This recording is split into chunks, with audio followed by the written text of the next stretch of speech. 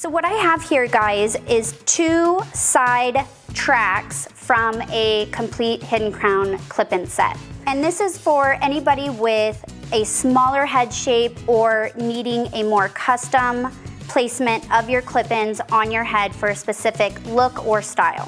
It doesn't matter what side you cut off. I'm just gonna go straight in the middle between these 2 clips here. I'm gonna use the sharpest point of the scissors and I'm just going to slowly trim and cut. Keep going until it separates. Now, the scissors I am using are not very sharp, so of course I've lost a few strands, which is okay. It's not going to affect the volume of the extension and it's not going to make it come unraveled.